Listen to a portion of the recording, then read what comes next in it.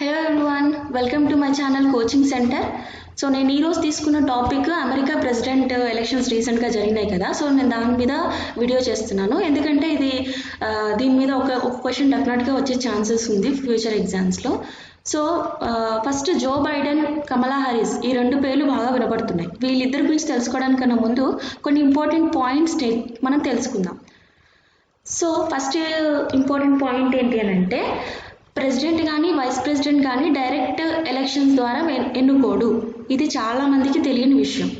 So ఎలా ఎన్నుకుంటారు? They are chosen by electors through an electoral college. So electoral college ఉంటుంది, ఒక్కొక్క స్టేట్కి ఇంతమంది ఎలక్టర్స్, అంటే పాపులేషన్ని బేస్ చేసుకొని ఇంతమంది ఎలక్టర్స్ అని సెలెక్ట్ చేసి వాళ్ళని ఎన్నుకొని వాళ్ళ ద్వారా ప్రెసిడెంట్ అండ్ వైస్ ప్రెసిడెంట్ని ఎన్నుకుంటారు. సో ఇది ఈ విషయం మనకి చాలామందికి తెలియదు. అండ్ నెక్స్ట్ పాయింట్ వచ్చేసి, మన పార్లమెంట్లో లోక్సభ, రాజ్యసభ ఎలా ఉందో అలాగే అమెరికా పార్లమెంట్లో కూడా హౌస్ ఆఫ్ రిప్రజెంటేటివ్ అండ్ సెనేట్స్ అని రెండు ఉంటాయి. సో ఇందులో సెనెట్లో 100 సెనేటర్స్ ఉంటారు. అంటే అమెరికాలో 50 స్టేట్స్ కదా. సో 50 స్టేట్స్ ఇంటూ 2, అంటే ఒక్కొక్క స్టేట్కి ఇద్దరు చొప్పున సెలెక్ట్ చేస్తారు. సో సెనేట్లో ఎంతమంది ఉంటారు సెనేటర్స్ అంటే 100 సెనేటర్స్. హౌస్ ఆఫ్ రిప్రజెంటేటివ్లో ఎంతమంది ఉంటారంటే 435 మెంబర్స్ ఉంటారు. సో వీళ్ళందరినీ కలిపితే ఎంత? 535 అవుతుంది. సో ఈ 535 మెంబర్స్లో మినిమం 270 ఓట్స్ వస్తే ప్రెసిడెంట్ సెలెక్ట్ అవ్వడానికి ఛాన్సెస్ ఉంటాయి. అంటే మెజారిటీ ఎవరు ఎక్కువ వస్తే వాళ్ళు ప్రెసిడెంట్ అవుతారు. ఓకే.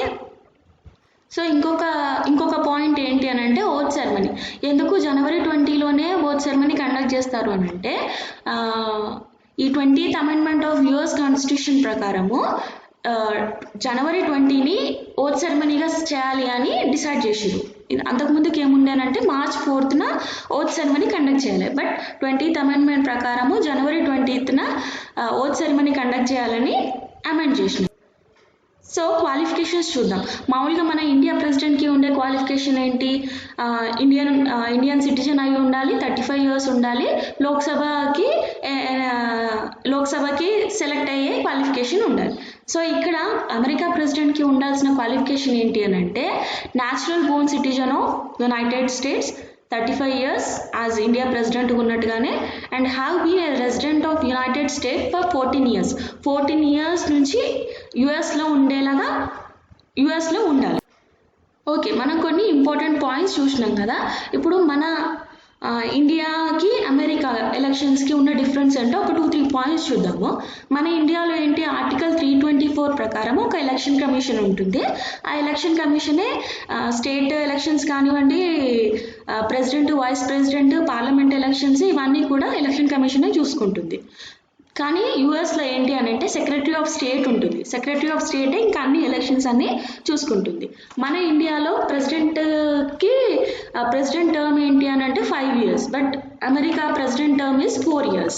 అండ్ ఇంకొక పాయింట్ ఏంటి అమెరికాకి మనకి ఉన్న డిఫరెన్స్ అని అంటే, మన ఇండియాలో ఎన్నిసార్లైనా ప్రెసిడెంట్గా ఎలక్ట్ అవ్వచ్చు, బట్ అమెరికాలో 2 times మించి ఎలక్ట్ అవ్వడానికి అవకాశం లేదు, ఓన్లీ 2 terms. ఓకే, ఇప్పుడు మనము జో బైడెన్ గురించి తెలుసుకుందాం. ఈయన అసలు పేరు జోసెఫ్ రోబినెట్టి బైడెన్ జూనియర్. ఈయన 46th ప్రెసిడెంట్. ఈ బిట్ చాలా చాలా చాలా ఇంపార్టెంట్. జో బైడెన్ ఎన్నో ప్రెసిడెంట్ అంటే 46th ప్రెసిడెంట్. ఈయన 1942 November 20లో పెన్సిల్వేనియాలో యుఎస్లో పుట్టడం జరిగింది. ఇంకొక ఇక్కడ ఇంపార్టెంట్ పాయింట్ ఏంటి అంటే, ఈయన ఫస్ట్ ఓల్డెస్ట్ ప్రెసిడెంట్ ఈయన. So 46th president, first oldest president. And wife name వచ్చేసి జిల్ బైడెన్.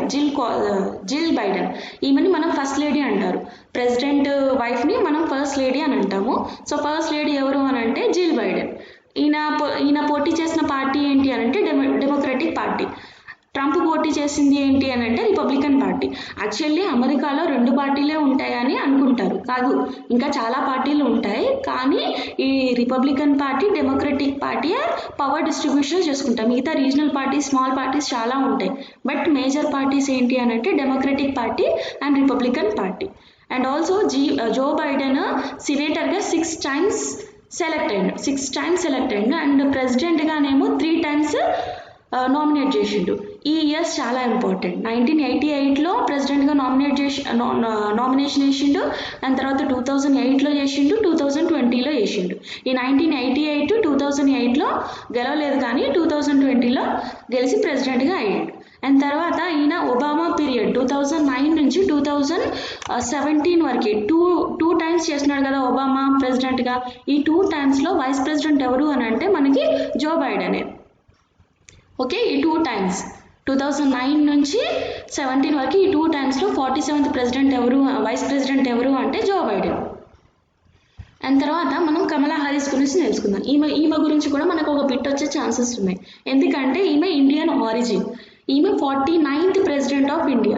ఈమె ఇండియన్ ఆరిజిన్ ఎలా అంటే, ఈ కమలా హారిస్ వాళ్ళ మదరు శ్యామల గోపాలన్ తమిళనాడులో పుట్టింది. సో ఈమె తర్వాత ఈమె గ్రాడ్యుయేషన్స్కి యుఎస్ వెళ్ళి అక్కడే సెటిల్ అవ్వడము, తర్వాత కమలా హారిస్ కాలిఫోర్నియాలో పుట్టడము, ఓక్లాండ్లో 64లో ఓక్లాండ్లో పుట్టింది. సో ఈమె Indian origin. 49th vice president. ఈ బిట్ చాలా చాలా important, 49th vice president. And తర్వాత ఈమె 2011 నుంచి 17 వరకు అటార్నీ జనరల్గా పనిచేస్తున్నారు. అండ్ తర్వాత 17 నుంచి 21కి సెనేటర్గా వర్క్ చేస్తున్నారు. ఈరోజే సెనేటర్గా రిజైన్ చేసి వైస్ ప్రెసిడెంట్గా ప్రమాణ స్వీకారం చేశారు ఈరోజే, January 20. అండ్ తర్వాత ఈమె విషయంలో ఇంకో బాగా గుర్తుంచుకోవాల్సిన పాయింట్ ఏంటి అని అంటే, she is the first female president. ఇంతవరకే వైస్ ప్రెసిడెంట్లో ఎవరు కూడా ఫీమేల్ లేరు. ఈమెనే first female vice president. And also first Asian American vice president కూడా కమలా హారిస్ గారు. ఓకే, ఈ పాయింట్ ఒకటి గుర్తుపెట్టుకోవాలి. అండ్ తర్వాత ఇంకొక ఇంపార్టెంట్ పాయింట్స్ ఏంటి అని అంటే, జో బైడెన్ తన అడ్మినిస్ట్రేషన్లో 20 ఇండియన్ ఆరిజిన్ అమెరికన్స్కి ప్లేస్ ఇచ్చాడు. సో ఈ 20 నేమ్స్ గుర్తుంచుకోవడం కొంచెం కష్టమే, కానీ మీరు ఒక 5-6 టైమ్స్ ఈ పేర్లు వాళ్ళ డిజిగ్నేషన్ ఒకసారి చూస్తే మీరు ఎగ్జామ్లో 50-50 ఛాన్సెస్ ఉన్నాయి మీ ఆన్సర్ కరెక్ట్ అవ్వడానికి. సో ఒక 5-6 టైమ్స్ మీరు ఒక ఈ పీపీటీని, ఈ పీడిఎఫ్ని ఒకసారి మీరు ఒక 5-6 టైమ్స్ చూస్తే మీకు 50% ఛాన్స్ ఉంది కరెక్ట్ ఆన్సర్ అవ్వడానికి. సో అందులో కొంతమంది మనం చూద్దాం.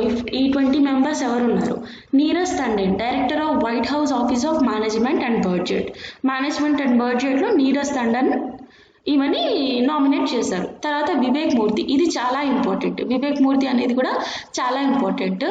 ఈయన nominated as US surgeon general and also head of the 12-member task force for COVID-19 in America. COVID-19 task force ఒకటి పెట్టాడు జో బైడెన్. అందులో హెడ్ ఎవరు అని అంటే వివేక్ మూర్తి. వీళ్ళందరూ కూడా మన ఇండియన్ ఆరిజినే. అండ్ తర్వాత Vanita Gupta, associate attorney general department of జస్టిస్కి అటార్నీ జనరల్ ఎవరు అని అంటే వనిత గుప్తా. అండ్ తర్వాత Uzra Zeya, secretary of state for civilian society security democracy and human rights. ఊర్జా Zeya, human rights democracy and civilian సెక్యూరిటీకి సెక్రటరీ ఆఫ్ స్టేట్. అండ్ తర్వాత Mala Adiga, policy director to the future first lady Jill Biden. Policy director అంటే ఈ first lady ఎవరైతే ఉన్నారో జిల్ Biden ఎవరైతే ఉన్నారో ఆమెకి ఏమేమి చేయాలి ప్రతి దాంట్లోని ఐడియాస్ ఇచ్చేది ఎవరు అని అంటే మాలా అడిగా.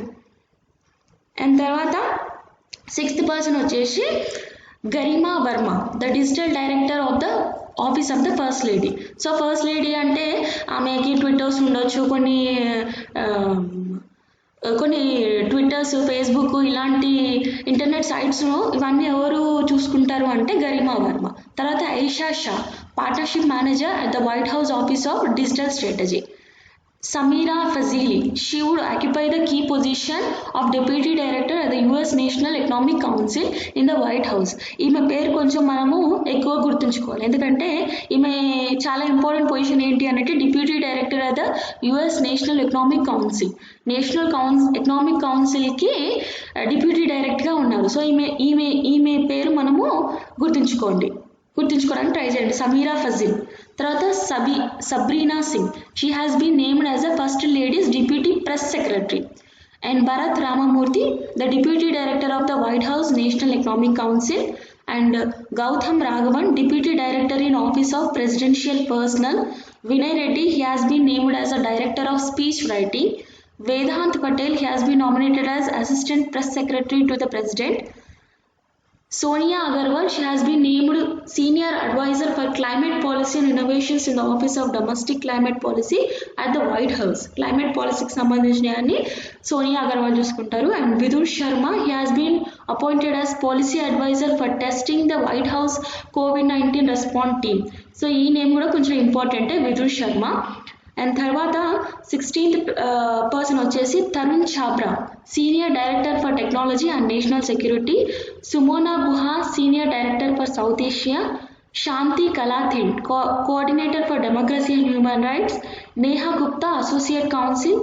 Reema Shah, deputy associate counsel. So ఈ 20 మెంబర్స్ని కూడా గుర్తుంచుకోవడం కొంచెం కష్టమే, కానీ ఒక 5-6 టైమ్స్ మీరు చూస్తే మీకు కొన్ని పాయింట్స్, కీ పాయింట్స్ అనేది ఉంటాయి, అలా మనం గుర్తుంచుకోవచ్చు వీళ్ళని. ఓకే, ఇంకా ఇందులో చాలా చాలా డెప్త్ ఉన్నాయి, నేను డెప్త్కి వెళ్ళలేదు. మనకి ఎగ్జామ్ ఓరియంటెడ్గా ఏవైతే యూజ్ అవుతాయో ఆ పాయింట్స్ నేను చేశాను. సో మీ అందరికీ నచ్చుతుంది అనుకుంటున్నాను. నచ్చితే డెఫినెట్గా లైక్ చేయండి, షేర్ చేయండి, సబ్స్క్రైబ్ చేయడం మనకి మర్చిపోకండి. మీరు ఎంతమంది సబ్స్క్రైబ్ చేసి ఎన్ని లైక్స్ ఇస్తే నాకు అది ఒక మంచి మోటివేషన్గా ఉంటుంది, నేను ఇంకా ఇలాంటి వీడియోస్ చేయడానికి ఇంట్రెస్ట్ ఉంటుంది. సో ఇంకా ఏమన్నా కమెంట్ చేయాలి, ఏమన్నా నా వీడియోస్ మీద కమెంట్ చేయాలన్నా, ఏదన్నా చేంజ్ చేసుకోవాలన్నా నాకు కమెంట్ చేయండి. లేదా ఇంకా ఏమైనా టాపిక్ పైన వీడియో చేయాలి అని అనుకుంటే నాకు చెప్పండి, డెఫినెట్గా నేను దానిపైన వీడియోస్ చేస్తాను. Thank you so much for watching. Thank you.